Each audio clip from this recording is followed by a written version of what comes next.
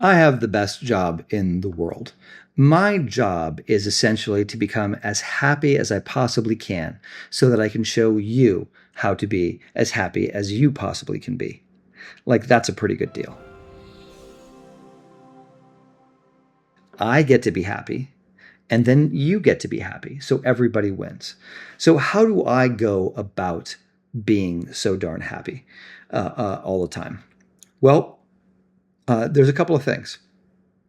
One, I would say the first thing I do every morning is I wake up and I have a morning regimen, right? I wake up and I meditate, and there's a little bit of prayer in there, but not any kind of specific prayer.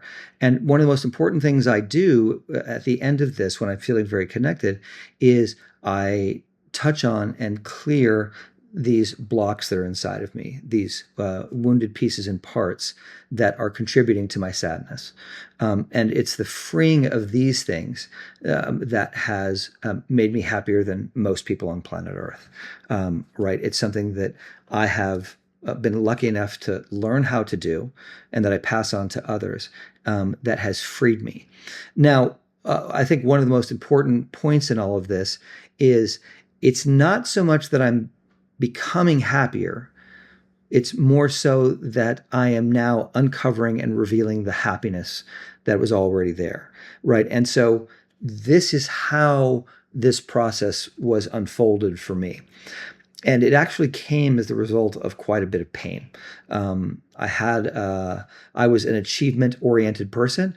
I thought my happiness was going to come by achieving great things in life. My basic premise for living was, I'm going to prove to you how amazing I am, and then you will like me, and then I will feel fulfilled, right? Which I hope that you're not on that path. Most people are. If you are, I'm here to dissuade you from that path and to help point you in the right direction towards something that actually will make you happy.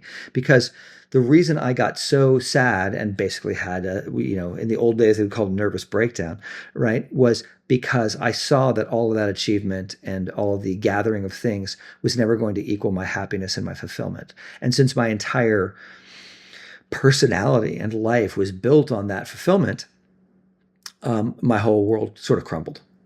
And then all these emotions came at me. And I was using all that achievement and all that activity to kind of keep all these emotions at bay. And when that collapsed, I had nothing to hold them back anymore.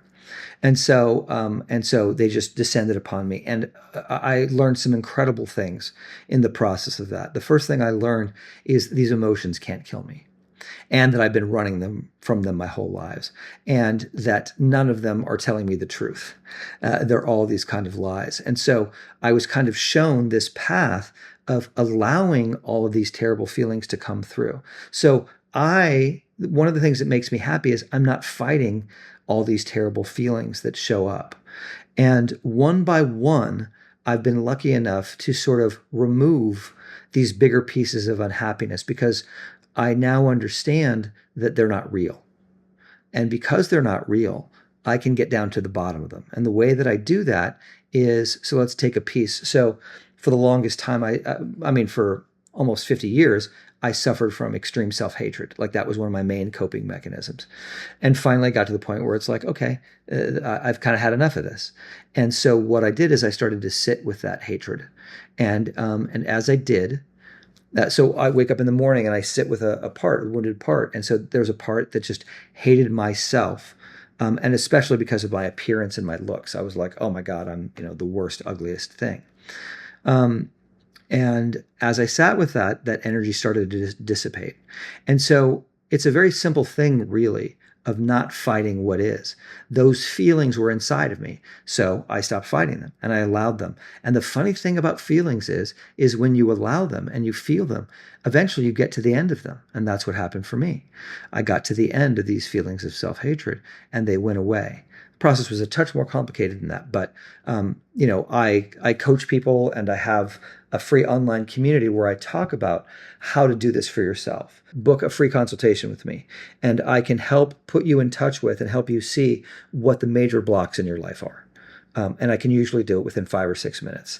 And then if that seems too scary or challenging for you, I have a free online community that you can join where we have free classes in discovering your intuition, finding your purpose, discovering and uncovering your blocks, building healthy habits, etc. So all that's there for you down in the description below. So check it out. Come and join. It's free. And in there, I teach you how to remove the things that are in the way of you expressing your talents, your gifts and abilities in the world. In other words, we're not trying to make you a better person. We're trying to remove all the wrong ideas inside of you that tell you you're not amazing already. Because that's the one thing I can assure you, you're amazing. And you're never going to really be happy until you discover your amazingness. This was the second thing I learned in my big breakdown. In that big breakdown, and all that pain that I thought was going to kill me, that was trying to kill me, once I realized it couldn't kill me, I saw a couple of things. One of the things I saw was my own inherent goodness. Now, I'd never seen this before because I was so deluded and deluged with all these wrong ideas about how terrible I was and how no good and all of that. And it turns out that at the core, I'm wonderful. And the thing that also happened as a result of that, it allowed me to see how wonderful everybody else is too. And that's one of the things when you sit down across from me is you're talking to somebody who can see how incredible you are. And that's our job, is to bring that incredibleness out. It's a lot easier for me to see your incredibleness than it is for you, oddly, right? Because all these wrong ideas in your head about you haven't done this or achieved this or you're too this or not enough of that, all those ideas are wrong and lies, and I can see right through them, but they're compelling to you. And so you're like hypnotized, you're like controlled by the puppet strings of these very like wrong ideas. And so this process is very simple, because essentially what it comes down to is feeling your feelings. But generally it takes some support. It takes a little bit of help to get there, to find them. And then once you kind of get the hang of this, you can very much do it yourself. And in fact, what I recommend is 5 minutes a day is a really good start as a way to start to undo these blocks inside of you and start to reveal who you really are. And then as a result of all of that, as a result of all that happiness, I've gotten really good at letting go of these blocks, but then also other things have really shown up in my space as I've started to teach this to other people. What I discover is that people have a really bad relationship with habits. And usually because it's driven by their ego, and their ego is pushing and forcing. But when you develop habits from a place of ease and grace and self-love with gentleness, you can start to learn how to make them stick. And it turns out this building of habits is kind of one of the key essential building blocks. I've made several videos on how to start to do habits in a healthy way, because no matter what you want to achieve on the outside world or inside or internally, like spiritually, you need to be able to show up for that consistently, to show up for yourself.